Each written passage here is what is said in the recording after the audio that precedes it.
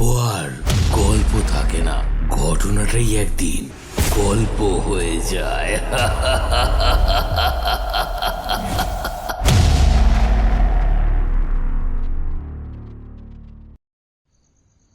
নমস্কার বন্ধুরা, happy new year.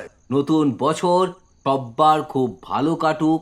তোমরা সবাই সুস্থ থেকো, ভালো থেকো এবং তোমাদের সব্বার মনের ইচ্ছে এই বছর সম্পূর্ণ রূপে সম্পূর্ণভাবে পূরণ হোক, এই শুভকামনার সাথে আমি রাজ পেজ যাত্রার প্রথম পর্ব নিয়ে তোমাদের সামনে চলে এলাম।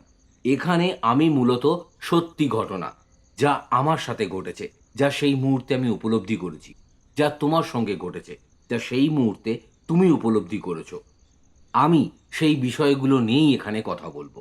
তবে শুরুতেই বলবো, ভূত আছে কি নেই এই তর্কে আমি যাব না। তাই আমি তোমার কাছে অনুরোধ করব, সম্পূর্ণ বিষয়টি তুমি একদম এন্টারটেনমেন্ট হিসেবেই গ্রহণ করো। তবে শুভ শক্তি বলে যদি কিছু থেকে থাকে, তাহলে অশুভ শক্তি নেই এটা জোর গলায় আমি বলতে পারবো না। তোমার সাথে বা তোমার চেনা জানা কারোর সাথে এমন কোনো ঘটনা ঘটেছে? যদি ঘটে থাকে তাহলে সেটা তুমি আমায় ইমেল করতে পারো, pejjatra@gmail.com। তোমার ঘটনা ভালো লাগলে সেটা আমি এখানে সমস্ত বন্ধুদের সামনে তুলে ধরব। আর হ্যাঁ, কমেন্ট করে জানাও আজকের ঘটনাটি তোমার কেমন লাগলো। যদি ভালো লেগে থাকে তাহলে একটা লাইক করে দিও, আর যদি খুব ভালো লেগে থাকে তাহলে শেয়ার করে দিও। তোমার কমেন্ট আমার ভালো লাগলে আমি তোমার নাম আমার নেক্সট পর্বে ঘোষণা করব। তাই তোমাকে শুধু একটা কাজ করতে হবে, কমেন্ট বক্সে তুমি তোমার নাম এবং কোথা থেকে তুমি ভিডিওটা দেখছো সেটা মেনশন করতে ভুলে যেও না। ডেসক্রিপশন বক্সে ফেসবুক এবং ইনস্টাগ্রাম পেজের লিংক দেওয়া রইল, যদি চাও ফলো করে রাখতে পারো। স্পটিফাইতে এই ঘটনাটাই আজ রাত্রি 11টার পর তুমি পেয়ে যাবে। তাহলে চলো আর কথা না বাড়িয়ে শুরু করা যাক আজকের ঘটনা। শনিবারের রাত মানে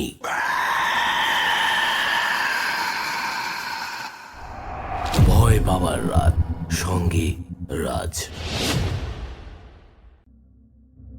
এই ঘটনাটা আমায় পাঠিয়েছে আমার বন্ধু সৌরভ। বর্তমানে ও এখন দুর্গাপুরে থাকে, কিন্তু ওর সাথে এই ঘটনা হয়েছিল আজ থেকে প্রায় 3-4 বছর আগে। তখনও রায়গঞ্জের একটা ভাড়া বাড়িতে থাকতো। ও ঠিক যেভাবে আমায় ঘটনাটা লিখে পাঠিয়েছে, আমি ঠিক সেইভাবেই এটা পড়ার চেষ্টা করছি। ওর এই লেখা পড়বার পর আমার এটা মনে হয়েছে যে আজও ও কোনোভাবে ওই ঘটনাটা থেকে বেরিয়ে আসতে পারেনি। শুরুতেই লিখেছে, 5 নম্বর ঘরটা আমি ছেড়ে এলেও ওটা কিন্তু ভাই আমাকে আজও ছাড়েনি।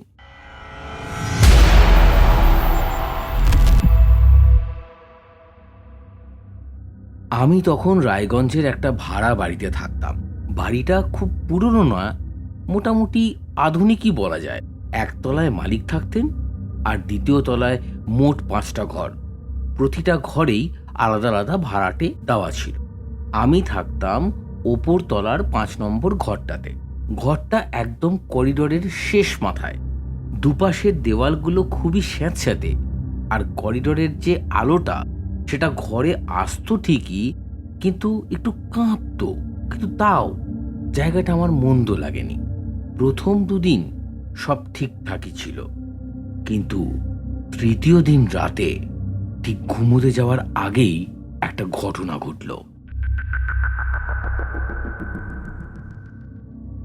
আমি দেখলাম ঘরের দরজার নিচ দিয়ে ধীরে ধীরে একটা ছায়া যেন সরে গেল। একটা মানুষের মতোই আকৃতি। হঠাৎ একটা শব্দ কানে আসতে লাগলো। করিডোরের বাল্বটা জ্বলছে আর নিভছে। একটা চরচর করা শব্দ। প্রথম দিকে আমি ভেবেছিলাম হয়তো পাশের রুমের কেউ ছিল, কিন্তু পরক্ষণেই মনে পড়ল 5 নম্বর রুমের পাশের ঘরটা বর্তমানে ফাঁকাই পড়ে আছে। ওখানে তো কেউ থাকেই না। তাহলে এত রাতে কে ছিল?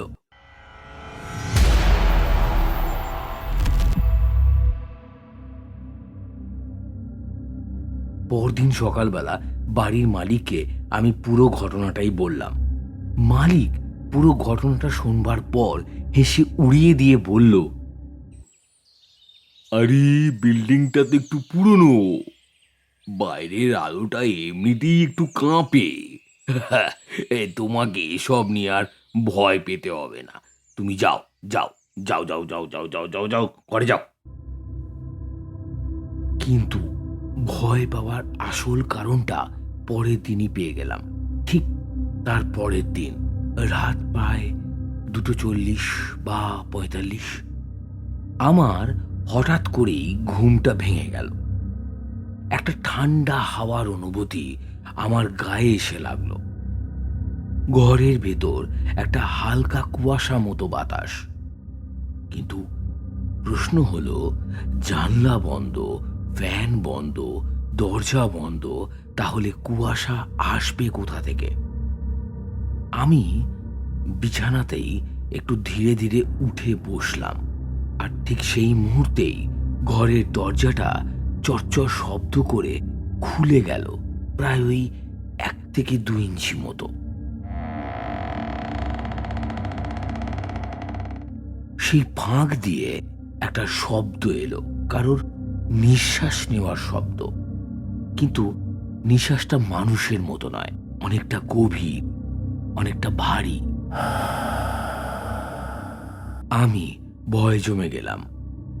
হঠাৎ আমি খেয়াল করলাম দরজার নিচ দিয়ে ছায়াটা এবার সরে গেল।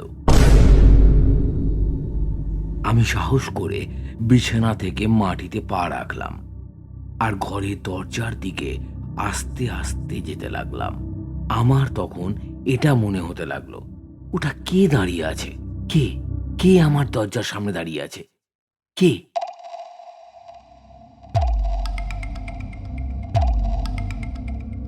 আমি সাহস করে দরজার একটু ফাঁক করে দেখলাম। এইবার ছায়াটা আবার এলো ঠিক আমার দরজার সামনে। কেউ নেই, কোনো মানুষ নেই, কিন্তু একটা ছায়া দাঁড়িয়ে আছে। কিন্তু তার মুখ নেই, শরীর নেই, শুধু আছে একটা অস্তিত্ব। সেই রাতে আমি আর কোনোভাবেই ঘুমাতে পারিনি। পরদিন সকাল হতেই আমি পাশের ফাঁকা ঘরে উঁকি মারলাম। ঘরটা দেখতে একেবারেই সাধারণ। ওই ঘরটা দেখার পর আমি যখন আমার ঘরের দিকে আসছি, ঠিক সেই সময় আমার নজরে পড়ল ঠিক 5 নম্বর ঘরের পাশে একটা দাগ। দাগগুলো ছিল 5টা লম্বা দাগ। কেউ যেন নখ দিয়ে খুব জোরে চিড়ে দিয়েছিল। এরপর যে ঘটনাটা ঘটল সেটা আমি আজও ভুলতে পারিনি। রাত 3:20 আমি হঠাৎ আবার একটা অদ্ভুত শব্দে চমকে উঠলাম।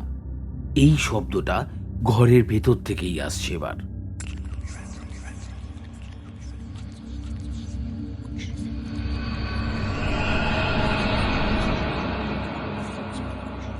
ঘরের এক পাশ থেকে, যেখানে একটা ছোট কাঠের আলমারি ছিল, আমি ধীরে ধীরে এগিয়ে গেলাম। প্রতিটা পদক্ষেপে আমার বুকের ভেতর যেন হাওয়া জমে যাচ্ছিল। আলমারির দরজাটা আমি একটু ফাঁকা করলাম। আমি একটু নিচু হয়ে চোখ মেলিয়ে দেখলাম। এবার প্রথমবার আমি সেই অবয়বটাকে দেখলাম। এক জোড়া কালো চোখ, পুরো কালো, সাদা অংশ নেই।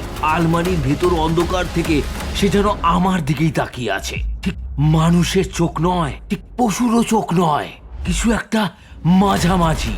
সে চোখ দুটো যেন আমার দিকে তাকিয়েই হাসছে, কিন্তু ঠোঁট নড়ল না। হাসিটা শুধু হলো চোখ দিয়ে। আমি চিৎকার করতে গিয়েও পারলাম না। কেন? আমার গলাটা যেন কেউ হাত দিয়ে টিপে ধরে আছে। হঠাৎ আলমারির দরজাটা ধপ করে বন্ধ হয়ে গেল। ঘরটা এবার একদম নিস্তব্ধ।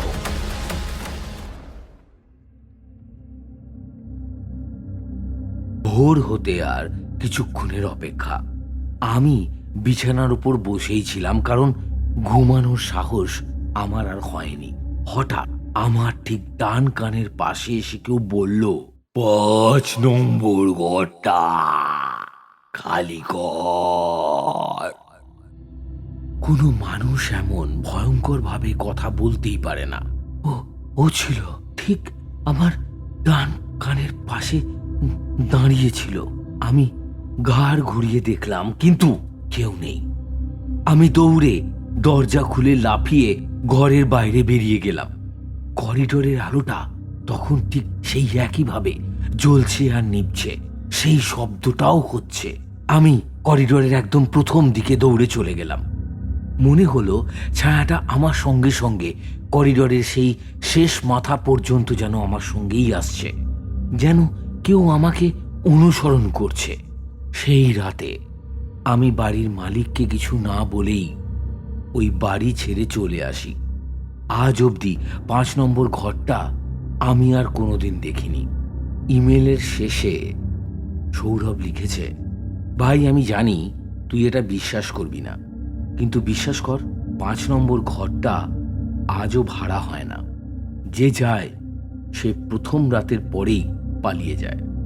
ওই ঘরটা আজও আমায় ডাকছে, জানিস, স্বপ্নে, অন্ধকারে, দরজার ফাঁক দিয়ে সবসময় আমায় ডাকে। তুই যখন এই এই এই এই এই ঘটনাটা বলবি, সেই মুহূর্তে খেয়াল করবি, হয়তো এমন হতেই পারে তোর দরজার বাইরেও সে দাঁড়িয়ে আছে, ঠিক তোর ঘরের বাইরে।